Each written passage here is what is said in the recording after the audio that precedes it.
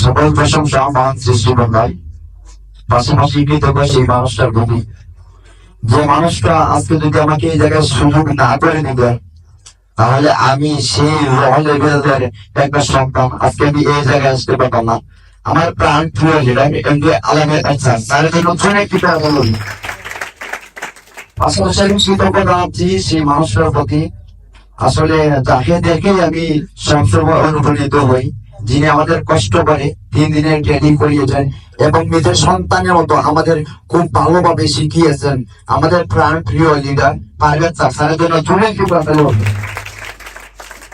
পাশাপাশি স্পেশালি কৃতজ্ঞ আমার আরেকজন প্রাণ প্রিয় লিডার, তার আমরা যাকে ব্ল্যাক ডায়মন্ড হিসেবে চিনি, খুব অত্যন্ত মায়ের মানুষ। আসলে যার কাছে গেলে আপনি যত হতাশ থাকেন না কেন, আপনি সাথে সাথে মোটিভেট হয়ে যাবেন। আমাদের প্রাণ প্রিয় লিডার কাপুর স্যারের জন্য করুন।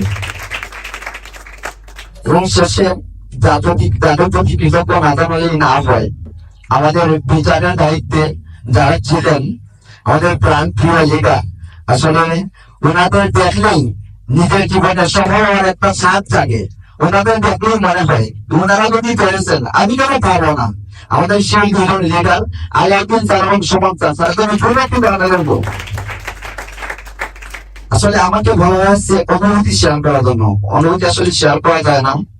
আমি আপনাদের একটাই কথা বলতে চাই, সেটা হলো পরিশ্রম কখনো আপনার সাথে বেইমানি করবে না। আমি যখন স্পিকার ট্রেনিং এ আসি, তখন প্রথমে আমি আমার লিডারকে বলে আসছিলাম, আমি সবসময় আমার লিডারদের আমি ভগবানের মতো দেখি, কারণ এই মানুষগুলো আমাকে সুযোগ দিয়েছে। আমি যতই বড় হই না কেন, আমি কখনো হতে পারবো না। আমি যখন বাসা থেকে বের হই, গাড়ি তুলি, সাথে সাথে আলামিন স্যারকে, দীপঙ্কর স্যারকে, সৌরভ স্যারকে, এমনকি তারপর স্যারকে পর্যন্ত আমি মেসেজ দিয়েছি।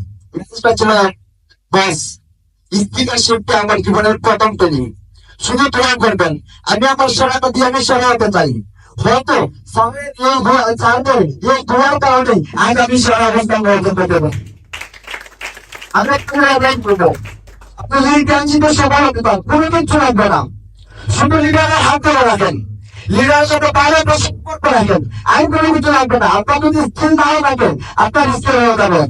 আমি একটু আগেই বলেছিলাম পরিশ্রম করে বেইমানি করেন না। আর বাস্তব উদাহরণ হলো, আপনি বিগত বইটা ঘুমাই নাই, শ্রমিক ভাই ওরা খুব ভালোভাবে জানে।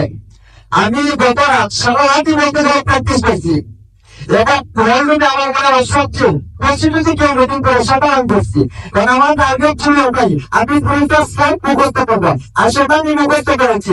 আপনারা আমার কাছে চলে আসতে পারতেন যদি আপনি কষ্ট করতেন, হয়তো অনেকে করেছেন। আমি আপনাদেরকে এই মেসেজটা দেবো, শুধু এই ক্ষেত্রে না, আজকে আপনারা এটা তো সবসময় মনে রাখবেন, সবাই সব কিছুতে ফার্স্ট হতে পারে না, এবং সবাই যদি ফার্স্ট হয়ে যেত তাহলে তো এই একটাই কোনো কিছু থাকতো না।